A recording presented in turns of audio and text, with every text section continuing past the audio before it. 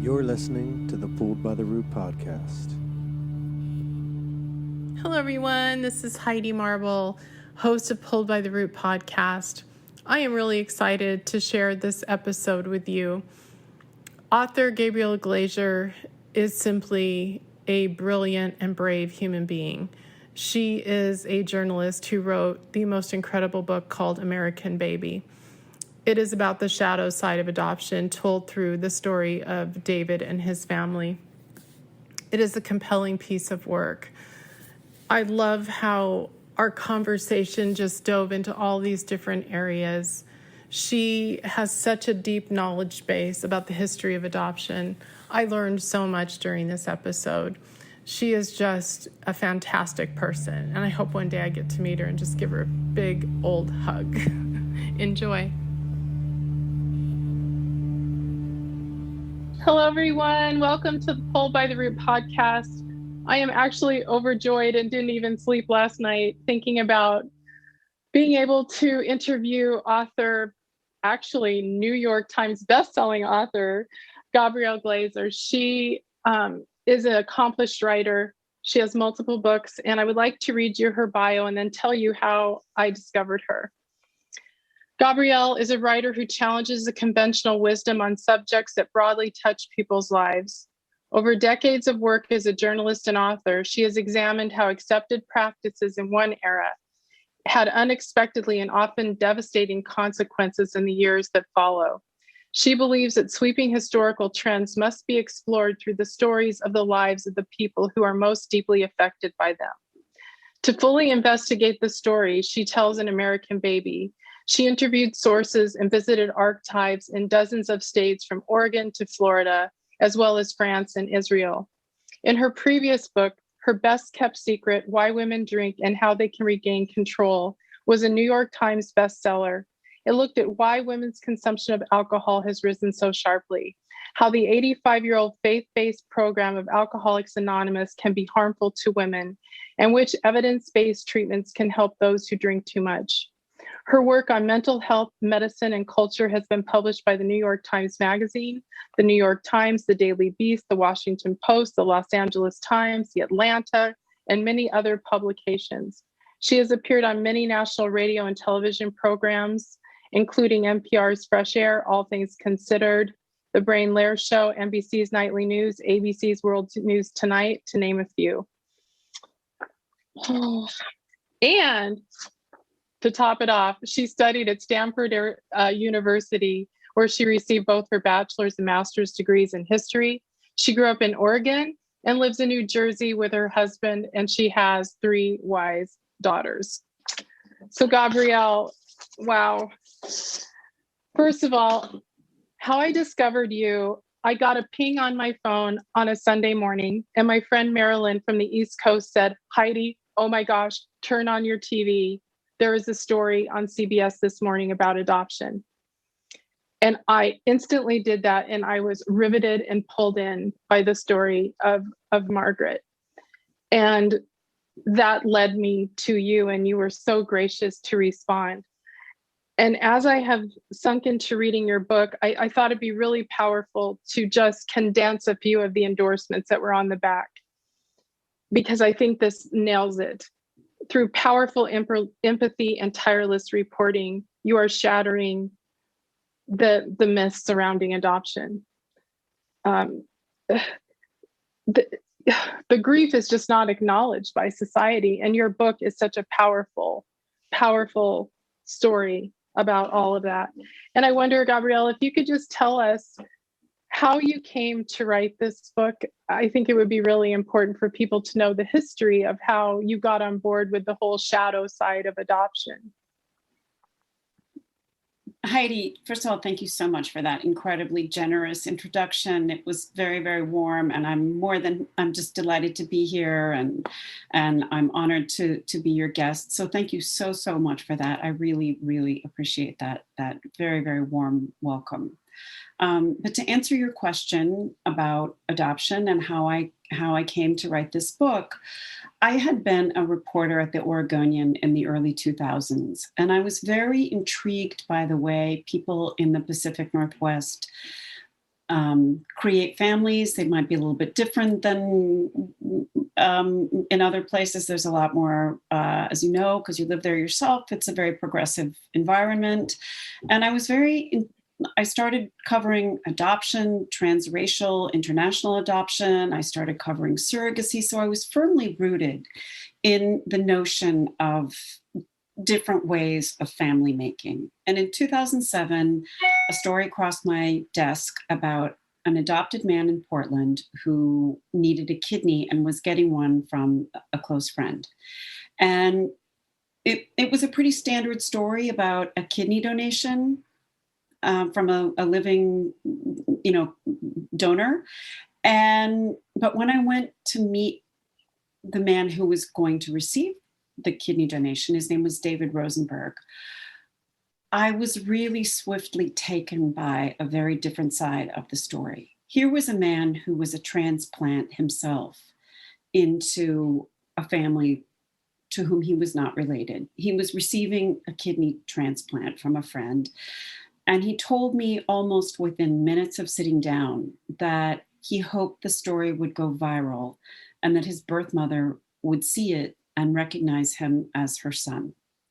And he told a really, the story that so many people were told who were adopted in the post-war pre-Roe era of secret, closed adoptions. He said that the only thing he knew about his past was that his mother was a girl in trouble in New York City in 1961, and she had given him up, and that he had been adopted she had wanted him to be raised by Orthodox Jewish parents. She was an Orthodox Jew herself, and he didn't know this at the time, but under New York law, for decades and decades, adoptions were correlated to the religion of the birth mother. So he had been adopted by Romanian Holocaust survivors who loved him very much and who cherished him, but he wondered about his medical history for his 3 children. And he wanted to know more about what lay in store for them. He had suffered from many serious medical conditions in his life. He was only in his late 40s at the time, and he really hoped that he would be able to find out more. And the story did not go viral in the way that he wanted. A lot of other people donated kidneys as a result of it, but his birth mother did not see it. Social media was just a brand new thing at the time, and it didn't get posted on Facebook. Ultimately, in 2014, my family and I had moved from Portland back east, and where we now live in New Jersey. And in 2014, my phone rang. It was my landline. It said David Rosenberg. He said, "Hey, it's David Rosenberg. Are you sitting down?" And I said, "Well, now I am." And he said, "I found my birth mother. She never wanted to give me up. She and my birth father married. They had 3 more children. I have a full sibling. David had a career as a cantor, which is the singer of songs at a synagogue. And his baby sister, his full sister, was an opera singer in New York. And not New York, sorry, Berlin. Opera singer in Berlin.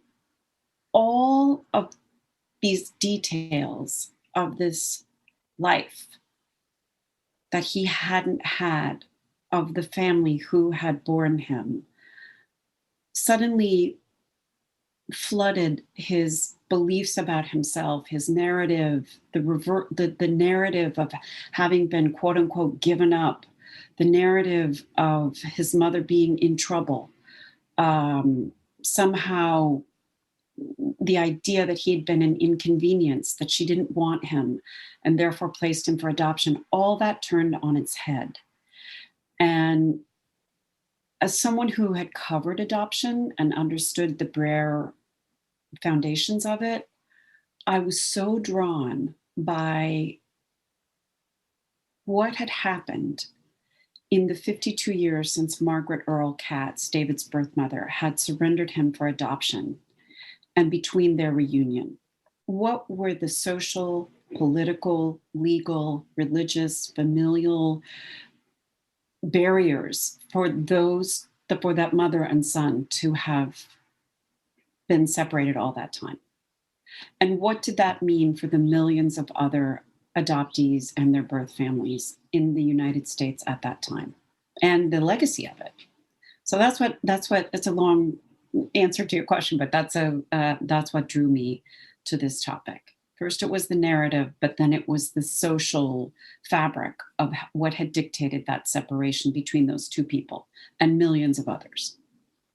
Well, and I can just feel when I read your book, the investigative reporting, you lived and breathed this. Like, I feel like you know more about adoption than I do, and I'm adopted. like literally, it feels to me that you just took this in and just metabolized it through every cell in your body, the way that you write. And I would love to just humanize this with Margaret, just thinking about her. You have a scene in your book where Margaret has just had the baby and she's back in her room, and the nurses are being very dismissive and rude and inhumane to her. And they're wrapping her chest in an ACE bandage to suppress lactation. They give her pills and she's resisting all of this. And she spits them in the toilet. And I just think that visual of how inhumane, like, she was treated, and thousands and thousands of other birth mothers. It's just shocking, and it's difficult to think about, because you're right. The adoptee has a narrative in their head that they're not wanted. And often I think it's despair that leads a birth mother to these decisions. And also, as you point out, some coercion, that's also part of it, especially in this era. And yeah, I just, through Margaret's story, I was really able to deepen my understanding, starting at that very base level with the birth mom and what she experienced, which felt very inhumane, very inhumane. So Margaret's experience, and you're right, it was inhumane. Margaret's experience as a young birth mother, Margaret got pregnant at the age of 16 with the one, and only love of her life, her high school boyfriend, later husband, George Katz. She got pregnant the first time she'd ever had intercourse. And like millions of other young women at that time in the immediate post-war era. So let me just set the stage for that. Birth control was illegal until 1965, even for some married couples, until the Supreme Court decision of Griswold versus Connecticut. Sex education was non-existent. Abortion was illegal, and yet the sexual revolution was simmering. And young people had privacy in new suburban homes, unlike they'd ever had before. Margaret and George happened to live in New York City, but nevertheless, more mothers were working at that time. So there was privacy in the apartments of working parents, some working mothers. And a lot of young women got pregnant, not being married. Prior to the post-war era, those young couples would have been forced into shotgun weddings. But immediately in the years after the war, there was a middle class to aspire to. Young men were expected to go to college. Young women were expected to go become mothers and homemakers and raise these large families. And that was the expectation in the baby boom. If you couldn't have a baby, if you were a married couple who was unable to conceive, there was a secret way. It wasn't secret, but it was, I'll get to that in a moment, but there was a way for you to create a family. And it was through the babies who had these young girls, an estimated 3.5 million of them, who got pregnant out of wedlock, were forced into a secretive system of maternity homes, of having to go away to an aunt to live out their pregnancy in shame and seclusion and fear. Nobody told them what to expect during pregnancy. Nobody told them what to expect during childbearing. Nobody told them basically what they were told from the adoption industry. And that was the middleman in between these families who couldn't conceive and these young girls who were forced to surrender their parental rights. The adoption agencies basically just told the young women, you will forget this child. You will go on to have children of your own one day. And they were led to believe that, okay, well, I guess that's what I'm going to have to do. They weren't allowed to talk about their lost sons and daughters. And of course, Heidi, you're a mother. You understand women don't forget the biggest transformation their bodies will ever experience, which is not being a mother and then conceiving a child and bearing a child. That's a huge transformation. You don't forget that. You don't forget it. When I think it's so heartbreaking in all of this too, is the way that the system felt that they could break that bond. I know in my case, my birth mother was completely drugged, so much so that she couldn't push. And I actually have a scar on my face from the forceps. And she didn't even know what sex I was until we were reunited. And the whole idea of that is so that there wouldn't be a bond. But the point is, there will always be a bond. That these tactics, I just think that they're devastating psychologically for everyone involved. And they were aided and abetted by a secretive adoption system that began in the 1930s. It spread nationwide to every state except for two, Alaska and Kansas. And what it did was, when a child who society forced the mother to surrender the child, when an unwed mother had a baby, that child was born and issued an original birth certificate that was sealed to everyone but state officials and adoption agency officials. The birth mother couldn't see it. The adoptee certainly couldn't see it. And we'll get to that in a minute. And when a child's adoption was finalized, the adoptee was issued a secondary, basically falsified totally falsified document that listed the adoptee's name as the adoptive name, not his or her original given name. And it listed the adoptive parents as the adoptee's original mother and father. And in 41 states still, it is illegal in many cases for an adoptee to obtain his or her original documents that tell him who he or she is. And that was another thing that broke that bond. The system, which was an industry and was an incredibly lucrative one, really profited on that secretive methodology that just drew a thick line between an adoptee and his or her birth kin. There was no way, until DNA testing and until some of the laws have changed, there has been no way for adoptees to access their birth relatives. Yeah, and it's such a human rights issue. And I think about the case of David, and I know also when I found my birth mother, she had genetic breast cancer. And when I found her, a year later, I had it. And had I not found her, how many people have died because they're just in this medical vacuum?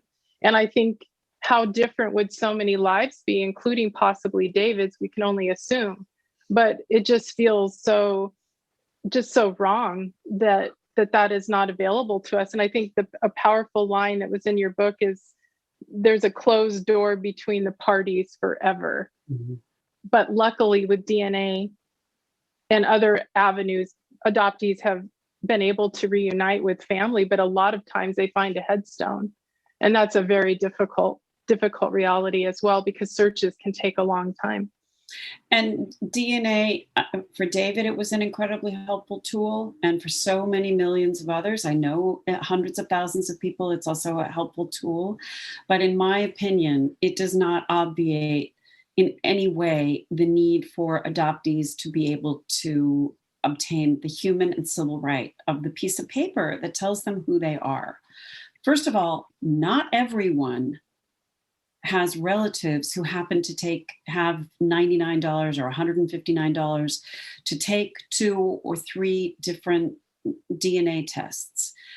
People of color in particular, they don't necessarily, given the systemic racism in our country, the medical racism that has left such a long legacy.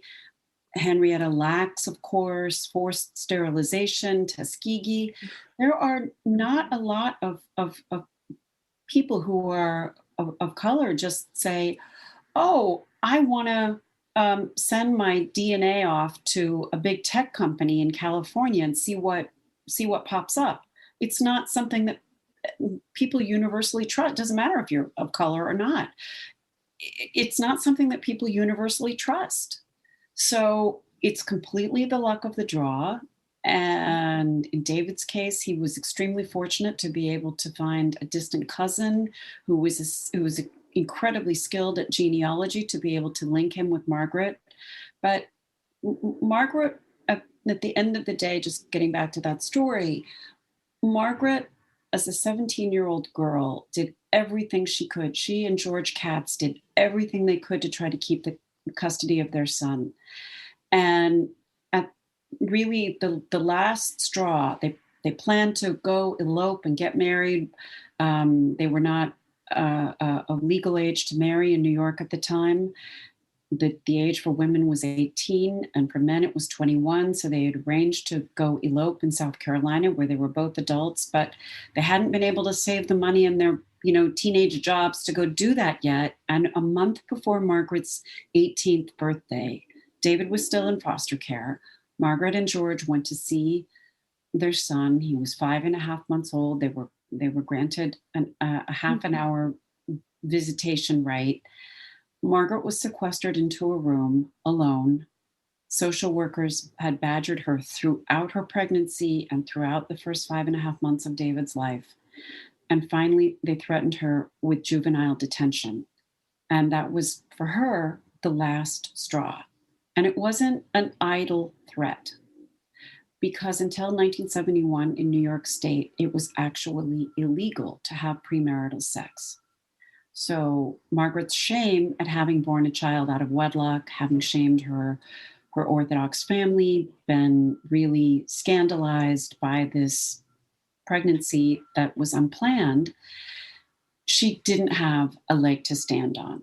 What good was she going to be if she was in reformatory school as a 17 and 11-month-old girl? So ultimately she signed the papers, and that was it. She and her son lost 52 years of togetherness.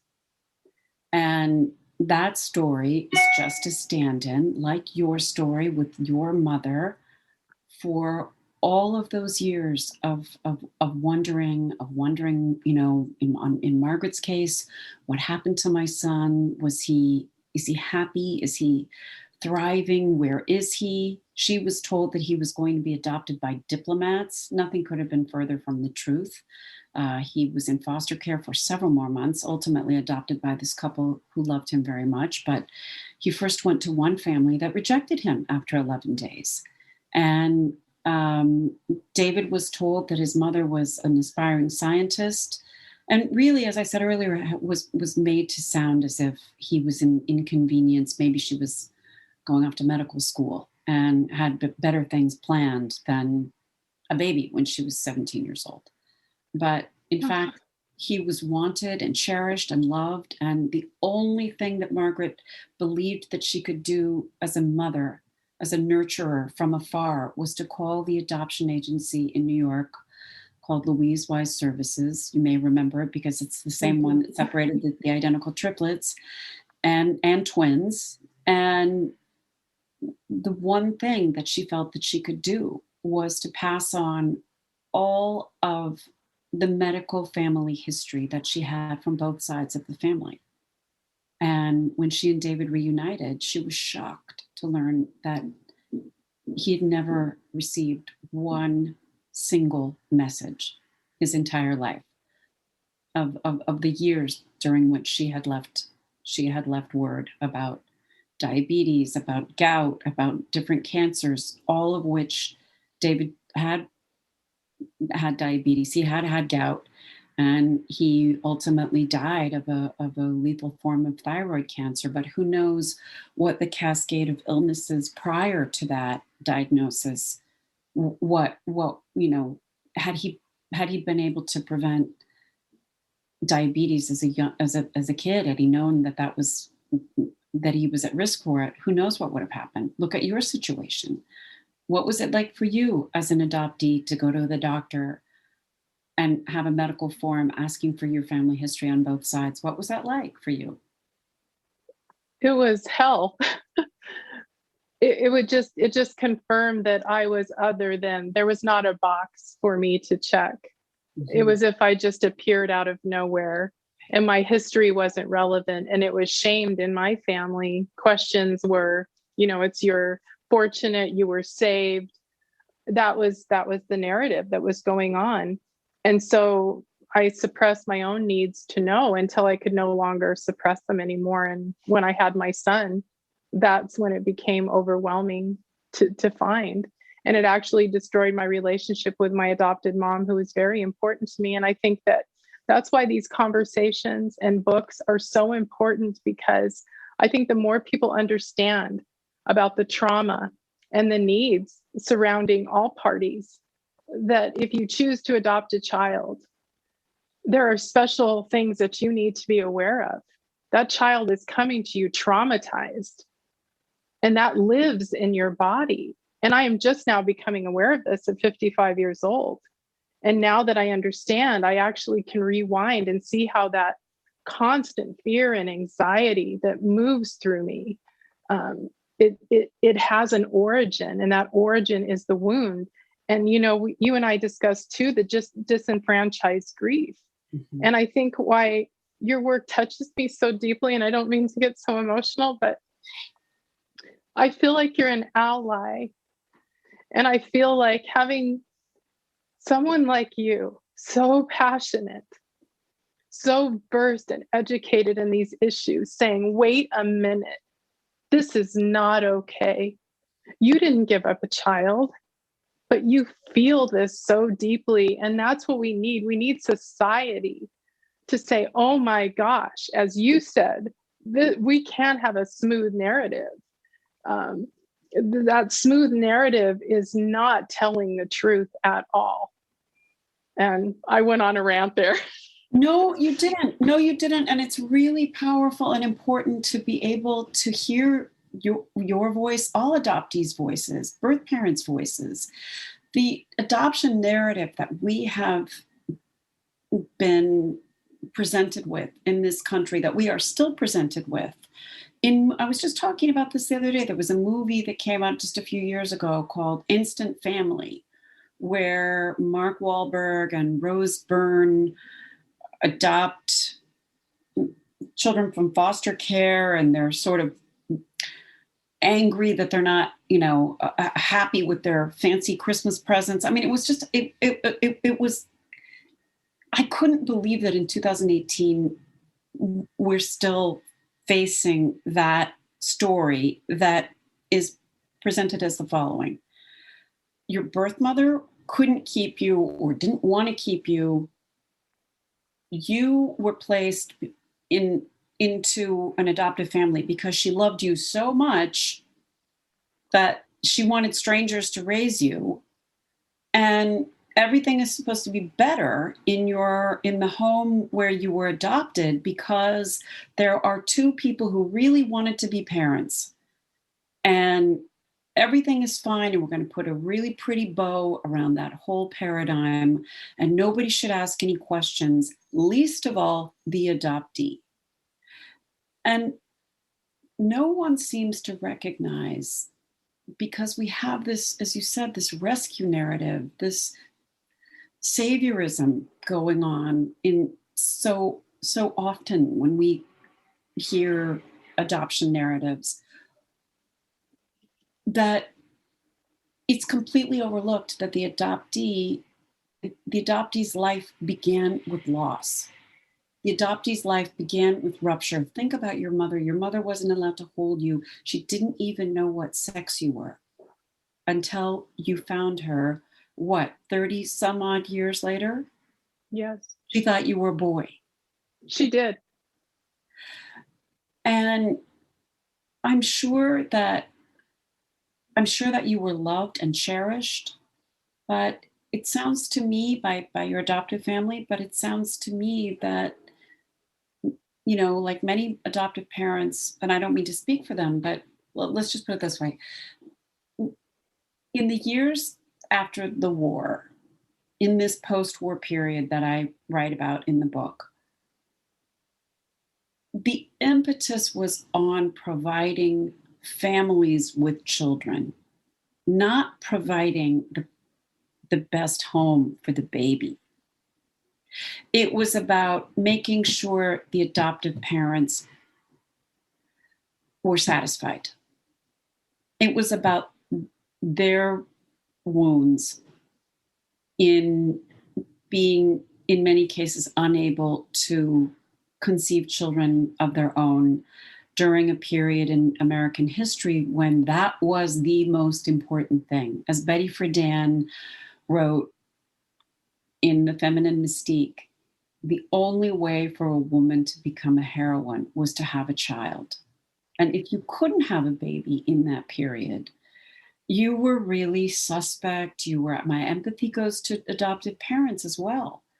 Nobody was examining what the reality was for an infant who had suddenly got thrust into the hands of people who didn't smell like him or her, didn't sound like him or her. Nothing was familiar. Of course, it's a trauma. Of course, that remains in your body the rest of your life. Think about the dysregulation that an infant has when there isn't that smooth transition. Babies typically go to foster care. Now in open adoptions, it's changed a little bit and, placements are swifter, but in that period, babies went straight to foster care and they stayed there sometimes for months during the home study period, during all sorts of medical testing that went on. And sometimes, and as I point out in this book, really barbaric, sinister experimentation on adoptees. Of course there was a rupture. Of course there was a trauma. What is that like for a tiny infant? Babies they don't even know what day, what time, when night is. One of my babies was completely turned around. I have 3 daughters, as you said, and my oldest one was completely turned around for the first 2 or 3 weeks of her life. And she was with her parents. She was with the parents who had conceived her. That was dysregulated. She was dysregulated. It's such a humongous and complicated issue. And I think, when I'm looking for a solution, because I'm always trying to find a solution, what is the solution? We can't really simplify it, but we should definitely, records should be open. But what happens if a parent can't take care of a child? And I know there are always going to be those instances. My gut tells me that family preservation should be step one, that resources should be directed to try to see, can this parenting work out? Can we keep this child in this family? That, from what I'm hearing, and I'm new to all this, that feels like instinctive, that we start with trying to solve the problem where the problem is. And then if that fails, how do you see that? I would love to hear your point of view after really, you've been immersed in this. I could not agree with you more. I think family preservation is the key. If a child cannot be raised by his or her biological parents, then the next best thing is, the first question is why? What do we need here? And in some cases, as you say, if there's severe drug addiction or mental illness, sometimes that's just not possible. But if there's a financial problem, well, we should be able as a society to fix that. And if the biological parents are unable to be able to raise the child, then what about next of kin? What about family members who would be able to stay in with the proper support? And be able to give the parents a chance to get back on their feet if that's what, and if there's been some sort of devastating recent trauma in the parent's life. What do we need to do as a family, as a society, in order to make sure that that happens? The biggest thing that is devastating to adoptees is this whole issue of secrecy. And, there are open adoptions today. That is not a panacea. I don't want to in any way indicate that, oh, well, adoptions are open today, so everything's fine. Yeah, I mean, it's good that mostly they're open, but they are not necessarily, they're not legally enforceable. I'm hearing since the publication of the book, I'm hearing all sorts of horror stories that I'm investigating about what that landscape looks like. And promises are made to birth families about ongoing openness. And then lo and behold, the next thing the birth families know, the adoptive families have moved 2 states away. And there's another rupture of something that was promised to be integrative and ongoing and allowing a child, an adopted, son or daughter to realize, okay, well, this is my birth family. This is where I come from. They're not able to raise me, and these are my other parents.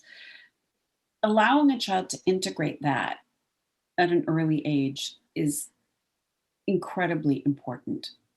I'm not saying it's not a panacea, but it is certainly better than the secretive, hush hush, don't ask questions universe that happened from 1946 until 1972. Yeah, my deodorant is failing. Like I am just, it makes my whole body react. Like to hear these stories, and to also know just my own personal experience, and to be able to relate to this so deeply. And, I think about also the transracial adoptees, intercountry adoptees that I've been speaking with, who have even more to contend with. They're losing country, they're losing culture. And so this issue is really, really global in its significance. And I think one of the other things that is I think the statistic I looked up, and I could be wrong, but I think the adoption industry was like a 15 point some odd $1 billion industry. Like, it's monetized. And whenever there's money, there's corruption. So that's a whole nother podcast. But I think the way that the system is set up is certainly not for the best interest of the child in most situations. And so I think your book is so revealing on so many levels. And I just wonder if we can just go back to David for a moment. And also, there was something that you said about the Jewish religion, which I thought was so beautiful. When you said, I don't know if it's how you would explain it, but you said that you have to do something to heal the world. And I feel like this book, and certainly through the example of David, I would just love for you to explain that a little more, and what this means to you. Obviously you're a reporter and you're a professional, but like as a mother and as a human, how does that translate? So in Judaism, there is a belief that the world is in disrepair, but we are each born with the possibility of helping to heal it. And we might have different skills in helping to heal it. Maybe somebody is a wonderful teacher. Another person might be a doctor.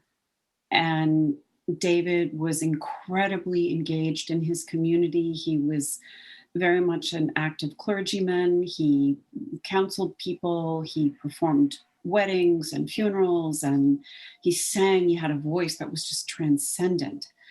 And part of the story of the original kidney story was, it was a piece that we were timing to run with the Jewish New Year, Rosh Hashanah, or maybe Yom Kippur, I'm not sure. Anyway, the high holidays that come in the fall, and about the responsibility that each Jewish person has to heal the world. And it's called Tikkun Olam. And the original piece about the kidney donation was this was highlighting how this kidney donation was healing the world. And healing the world isn't just healing the whole world. You can heal the world by giving a thirsty person a glass of water. That's an act of kindness. That's an act of loving kindness and humanitarianism that I mean, it's a small one, but giving a kidney is another huge example. So that piece was a piece for the lay press just to describe that concept. And David was really good at identifying the ways in which people could perform acts of goodness in the world. And when he called me to tell me that he had found Margaret and that she lived 45 minutes from me, he'd already mapped it out on Google Maps. He had my address, he had her map, and he was like, oh, she's just down the turnpike from you. He made it clear that he wanted the story of their separation and the things that had kept them apart to be known. And the way to heal the world, the way to heal that situation, the way to heal this adoptee separation from birth kin was to expose it and to highlight what it means, what this narrative has meant for our country, what this narrative has meant for millions of adoptees who are basically told to feel lucky and grateful and not to squawk about their losses, to be glad for their new families. And that's not to say that they aren't, but it's not recognizing the backstory of the loss and the trauma and the separation and the human and civil right of being able to access your own origin story. Adoptees have stolen origin stories. They do. And, you mentioned transracial international adoptees. The enormity of that, the enormity of those losses, the loss of culture, the loss of mirroring somebody who looks like you, who every time you go to the grocery store, every time you go to school as a child and you're a transracial adoptee, people look. And they look twice. And they don't mean to, but they do. And you are told, well, you were in an orphanage and we got you, and now you're a Johnson. Well, you're not a Johnson. And you lost, as you said, food, culture, language, a history, a country. And we don't recognize that. We see it as this happy, oh, look, this celebrity has adopted a baby from this impoverished country. How wonderful. Look at the wonderful life they now have as the son or daughter of a celebrity. Look at how fantastic their lives are. The adoptees themselves become celebrities. Well, you wonder how those adoptees feel. You look at those. I'm thinking of some adoptees of very famous people, and you just wonder, wow, some of their lives are, very, very much in the tabloids. What else is going on behind in their hearts? Their parents are fighting in the tabloids, and they have a whole, as I said earlier, stolen origin story. What is that like for them? We just see, oh, they are the son or daughter of these famous people. How lucky. I don't see it that way.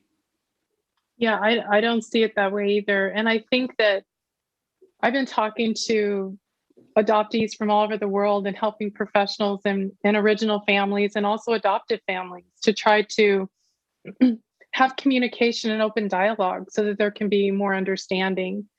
And I think the universal theme is this profound loss that is so unrecognized. And I think that by the tsunami of voices that are rising, all of us are connecting.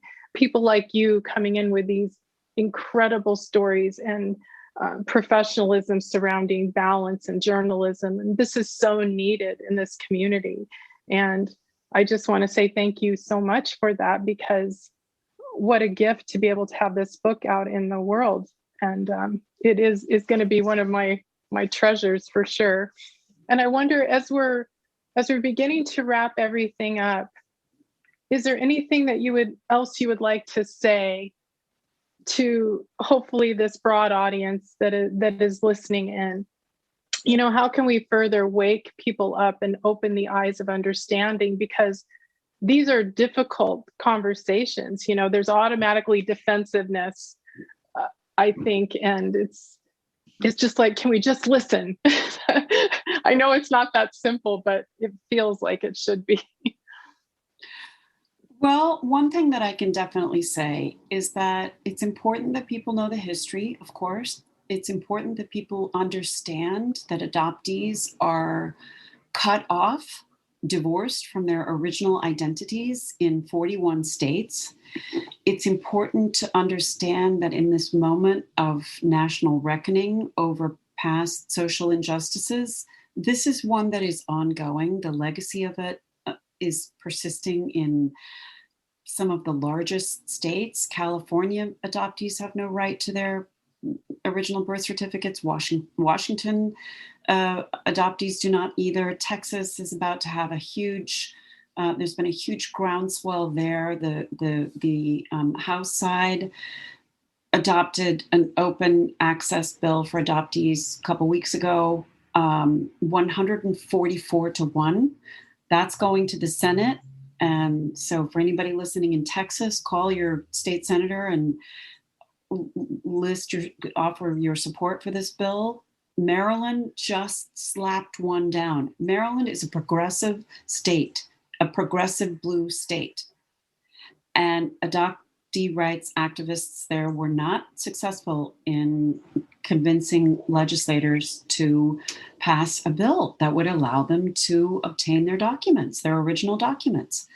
And it is important for everybody in this country to understand that this is a human and civil right. It is a human and civil right to understand where you came from. Sometimes people will question, they'll say, well, what if the child is the product of a rape or incest? Well, that's tragic, but that person deserves to know how they came into the world. Just the other day, someone was saying to me, well, what if it's traumatic for the birth mother to have to face this history again? Well, it still doesn't obviate the adoptee's right to know his or her origin story, his or her birth family. And yes, there's still shame and secrecy, and we need to expose the reasons behind the shame and secrecy. Why was there shame and secrecy? It was all placed on the shoulders of women and their sexuality, which was forbidden, and still is in some cases. So we need to examine that. We need to examine what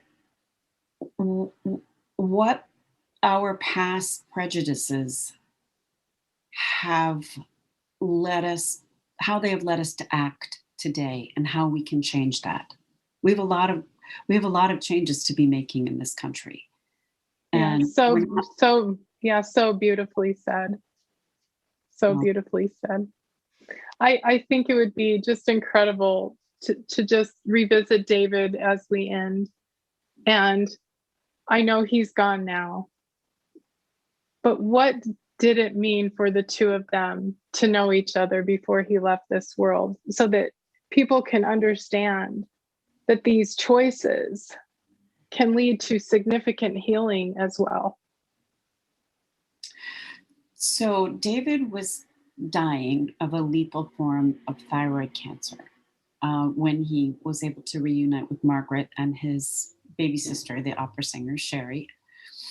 And for him, it was to be able to understand and accept that he had been loved by his mother every day of his life reversed his entire narrative. To understand that he had 3 full siblings, to understand that he had a father who had died of some of the very same illnesses that afflicted David, to understand that when George Katz died, in his wallet, hidden behind, you know how we used to have those little plastic before we had iPhones, we had those little Yes. folders of school pictures of grandchildren and wedding photographs. George Katz had a wallet before he died at the age of 56, waiting for a kidney, by the way. He, underneath, behind, tucked in deep inside his wallet, away from the grandchildren, the children, the graduation pictures, the wedding pictures, was a tiny little snapshot that he had taken of David the last time he saw him in foster care, the day that Margaret was forced to sign those papers because she was a minor. To understand that his father had literally carried that image with him next to his body for 50, not 50, but however many years that had been, decades, was incredibly healing. I'm so sorry they never got to meet. Margaret believes they have. Margaret believes they Yes. I think Margaret might be right.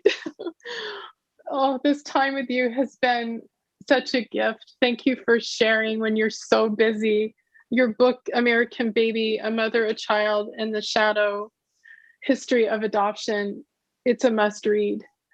If every person read this book, I think that would be enough to shift the narrative. And thank you for fighting, for your mighty spirit, for the healing that you're doing in the world. And you are an example. And I thank you. Oh, Heidi, thank you so much. I'm really moved. Thank you very much for that. We need you. Well, I'm here. I'm not going anywhere. And I am not done with this topic. There's so much more to explore and to write about. And I'm just grateful for your attention. I'm grateful for your kind appraisal. And there's more work to be done. So Absolutely, sister. We got to keep going.